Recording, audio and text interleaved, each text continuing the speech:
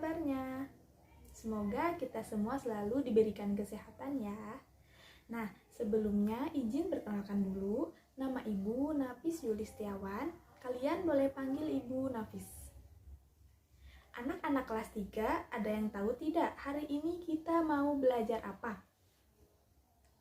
Nah, jadi hari ini kita akan belajar tema 8, Praja Muda Karana, subtema 1, Aku Anggota Pramuka, pembelajaran 1.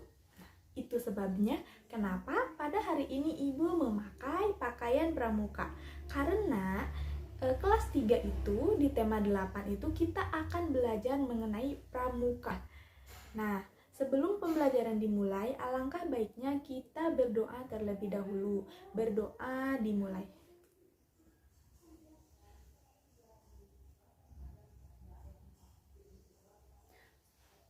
Berdoa selesai. Nah, anak-anak, di sekolah kalian pasti kalian mengenal dengan ekstrakurikuler pramuka. Kenal kan? Nah, dalam pramuka tersebut biasanya kalian akan melakukan beberapa gerakan PBBAB. Kalian tahu tidak gerakan PBBAB? Ya, ada yang hadap kiri, hadap kanan, balik kanan, dan juga ada yang hormat gerak. Nah, waktu kita menghormat, tangan kita membentuk sebuah sudut. Apa itu sudut, anak-anak? Nah, jadi sudut itu merupakan suatu bentuk yang dihasilkan akibat dua garis yang saling bertemu di satu titik. Mana titiknya ya? Nah, titiknya itu yang ini. Dua garis yang saling bertemu itu akan membentuk sebuah sudut dan di titiknya itu dinamakan titik sudut. Dua garis yang saling bertemu itu dinamakan titik sudut. Selain ketika kita melakukan gerakan hormat, tangan kita ketika seperti ini, itu juga akan membentuk sebuah sudut. Coba perhatikan.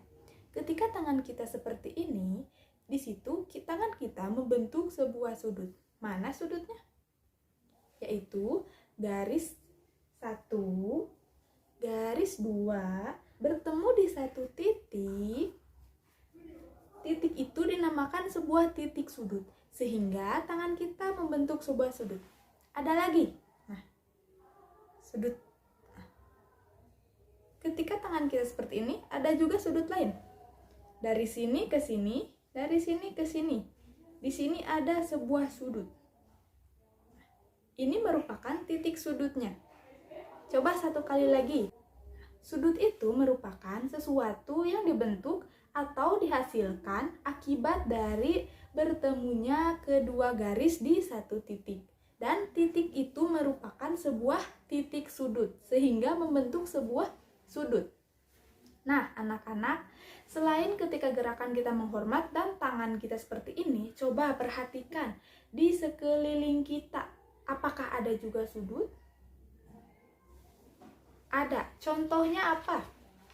Contohnya ketika kita membuat sebuah lipatan kertas. Coba perhatikan. Di sini terdapat sebuah sudut. Mana sudutnya? Garis ini kita tarik ke sini, kemudian dari sini kita tarik ke sini, akan membentuk sebuah sudut. Titik sudutnya itu yang ini. Kemudian ada juga misalnya ketika kita membuka sebuah jendela. Jendela itu terbuka ataupun kita membuka sebuah pintu. Nah, di sana kita membentuk sebuah sudut. Paham anak-anak? Kemudian, ketika kita melakukan pramuka, apakah sebelumnya kalian tahu lambang dari gerakan pramuka itu apa? Nah, anak-anak, dalam pramuka itu tentunya memiliki sebuah lambang. Ada yang tahu apa lambang dari gerakan pramuka? Ya, kita sebagai anggota pramuka harus mengetahui lambang dari gerakan pramuka itu. Apa lambangnya? Nah, lambang dari gerakan pramuka adalah tunas kelapa. Kalian tahu tunas kelapa? Ya, Tunas kelapa itu merupakan bibit dari pohon kelapa. Kenapa gerakan pramuka dilambangkan dengan tunas kelapa? Nah, untuk lebih jelasnya, ayo kita belajar bersama-sama. Makna yang pertama yaitu tunas kelapa itu merupakan sebuah cikal. Artinya, kita anggota pramuka itu merupakan sebuah cikal bakal penerus bangsa. Kemudian, makna yang kedua dari tunas kelapa yaitu buah kelapa merupakan buah yang tahan lama. Artinya, kita sebagai anggota pramuka harus memiliki jiwa yang kuat, yang berani, pantang menyerah, dan tetap semangat. Makna yang ketiga ialah dapat beradaptasi atau dapat tumbuh di berbagai tanah. Artinya, kita sebagai anggota pramuka harus bisa beradaptasi di lingkungan manapun, harus bisa menyesuaikan diri dengan keadaan apapun. Kemudian, makna yang keempat yaitu tumbuh menjulang tinggi. Artinya, kita sebagai anggota pramuka harus memiliki cita-cita yang luhur, harus memiliki cita-cita yang tinggi. Gapailah cita-citamu setinggi langit. Kemudian, makna dari lambang tunas kelapa yang kelima ialah pohon kelapa itu merupakan pohon yang serbaguna. Kenapa pohon kelapa disebut pohon yang serbaguna? Karena anak-anak kalian tahu pohon kelapa itu merupakan pohon yang 1000 kegunaan atau 1000 manfaat dalam istilahnya. Artinya, pohon kelapa itu dapat dimanfaatkan dari bawah sampai atas. Mulai dari akarnya bermanfaat sebagai resapan air, sebagai penahan tanah agar tidak longsor. Kemudian, batangnya bisa dipakai untuk jembatan, bisa dipakai untuk kayu, untuk membangun rumah, membangun gedung. Kemudian daunnya kita bisa manfaatkan untuk membuat ketupat, untuk sebagai tempat berteduh. Kemudian lidinya kita bisa manfaatkan untuk membuat sapu lidi. Kemudian buahnya kita bisa manfaatkan untuk memasak, untuk membuat minuman, dan bisa juga dimakan langsung.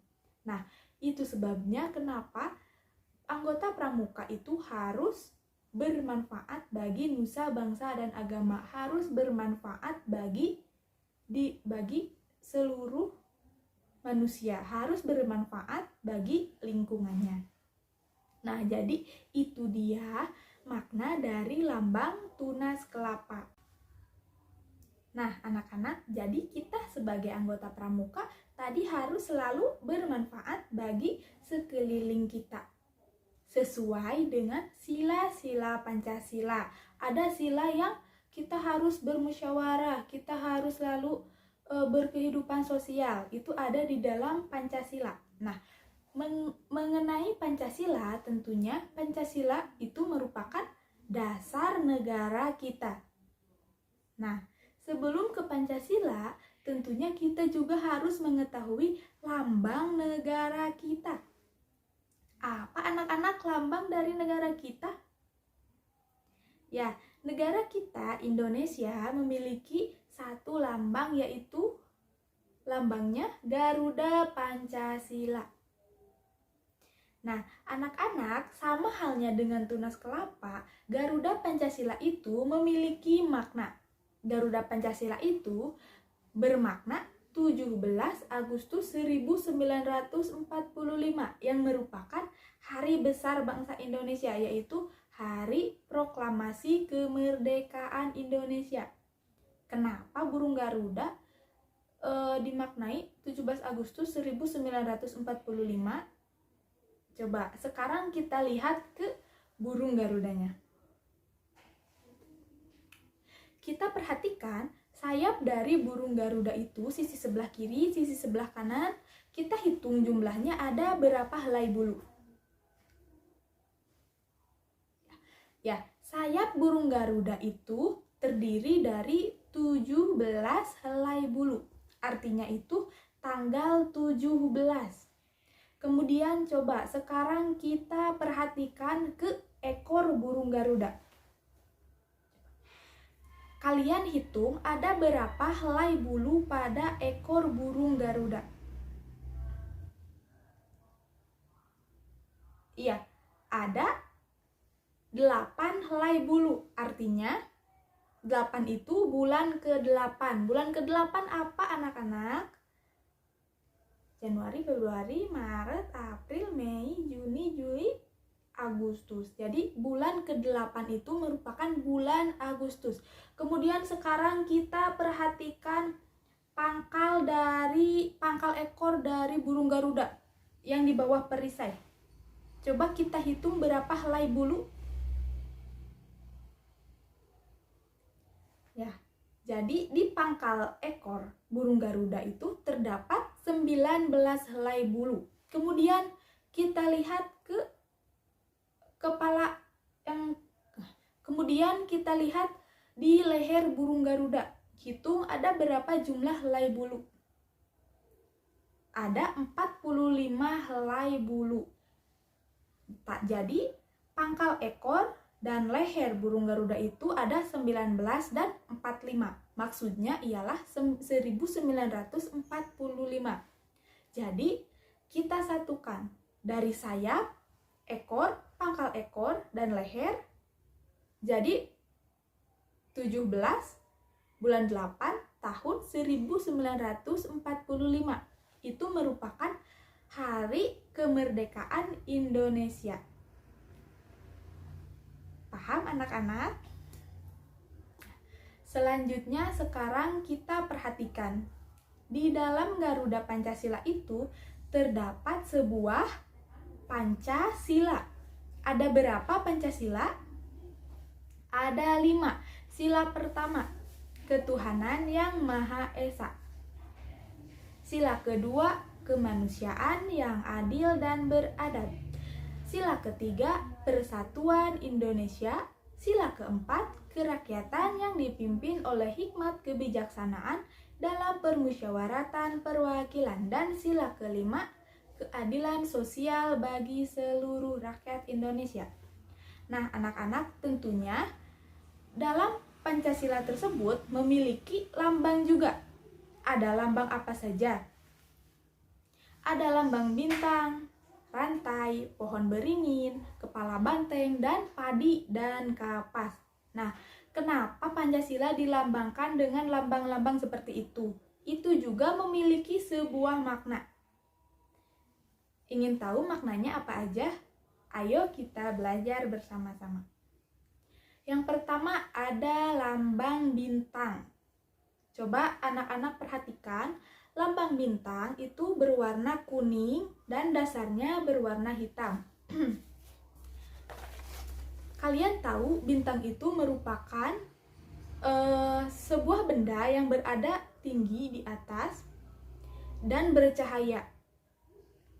Memiliki warna kuning bersinar. Itu maksudnya adalah Tuhan itu merupakan sebuah cahaya bagi setiap umatnya. Nah, maksud dari lambang sila pertama itu ialah Tuhan sebagai penyinar setiap umatnya. Nah, kita sebagai umat manusia itu harus taat kepada Tuhan sesuai dengan agama masing-masing.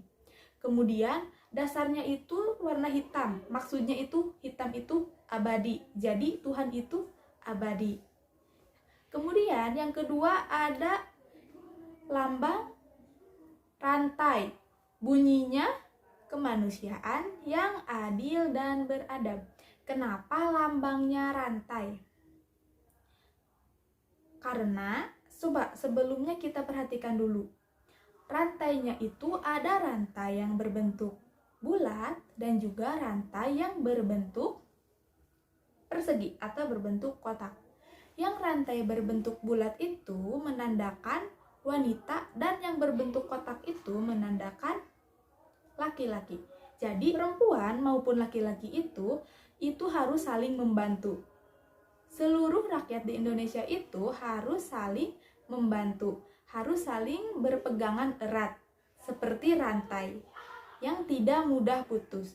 Itu kenapa lambang dari sila kedua itu dilambangkan dengan rantai.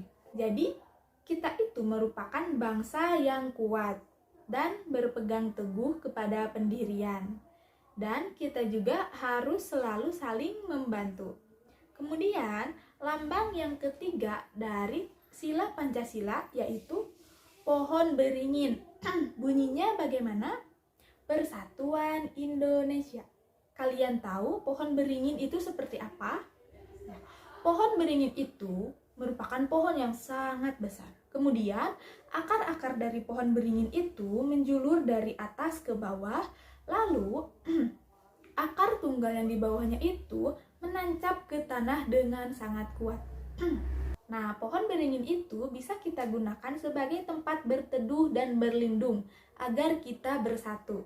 Nah, dari persatuan itu akan membentuk sebuah bangsa yang kuat, bangsa yang tidak mudah terpecah belah. Kemudian, pohon beringin itu merupakan pohon yang sangat besar dan pohon tempat berlindung kita. Itulah kenapa pohon beringin masuk ke dalam lambang dari sila Pancasila yang berbunyi Persatuan Indonesia. Karena kita sebagai rakyat Indonesia itu harus saling melindungi, harus saling bersatu. Nah, seperti itu ya anak-anak. Selanjutnya, lambang sila keempat apa? Kepala banteng. Nah, kenapa dilambangkan dengan kepala banteng anak-anak? Karena kepala banteng itu atau hewan banteng itu merupakan hewan yang menyukai kerumunan atau hewan yang sangat bersosial. Artinya, kita sebagai makhluk sosial juga sama halnya dengan banteng, kita harus selalu mengutamakan musyawarah. Contohnya, ketika kita menentukan KM di dalam kelas, itu harus dilakukan musyawarah agar mencapai kemufakatan atau mencapai satu tujuan. Nah, dari musyawarah tadi kita akan mempunyai satu orang KM yang dipilih dari seluruh anggota kelas. Itu gunanya dari musyawarah. Kemudian, lambang dari sila Pancasila kelima apa? Padi dan kapas. Bunyinya keadilan sosial bagi seluruh rakyat Indonesia. Kenapa lambangnya padi dan kapas? Kalian tahu, padi itu merupakan bahan pokok kita, bahan pokok makanan kita yang dimakan sehari-hari. Itulah yang dinamakan dengan pangan yang kita butuhkan. Kemudian kapas itu merupakan bahan pakaian. Nah, jadi padi dan kapas itu merupakan sebuah kebutuhan pokok kita sehari-hari yang tentunya tidak bisa kita hindari. Itulah kenapa padi dan kapas masuk ke dalam lambang Pancasila. Nah, anak-anak, jadi itu dia makna dari lambang Pancasila. Tadi lambangnya ada apa saja? Bintang, rantai, pohon beringin, kepala banteng, padi, dan kapas. Dalam lambang Pancasila itu terdapat beberapa warna. Ada warna hitam, artinya keabadian. Kemudian ada warna merah, artinya berani. Kemudian ada warna putih, artinya suci. Lalu ada warna hijau, artinya kesuburan. Selanjutnya itu ada warna kuning keemasan, artinya megah. Nah, anak-anak, jadi untuk pembelajaran hari ini kita cukupkan dulu sekian. Sebelumnya, ayo kita simpulkan pembelajaran kita pada hari ini. Tadi kita sudah belajar tentang sudut. Apa itu sudut? Sudut merupakan suatu bentuk yang dihasilkan dari pertemuan dua garis. Dan titik pertemuannya itu disebut titik sudut. Kemudian kita juga sudah mengetahui lambang dan makna dari gerakan pramuka, yaitu tunas kelapa. Kemudian kita juga sudah mengetahui makna dari lambang Garuda Pancasila, yaitu 17 Agustus 1945. Selain itu, kita juga sudah mengetahui makna dari setiap lambang sila-sila Pancasila. Nah, anak-anak, jadi sekian dulu pembelajaran hari ini. Terima kasih. Wassalamualaikum warahmatullahi wabarakatuh.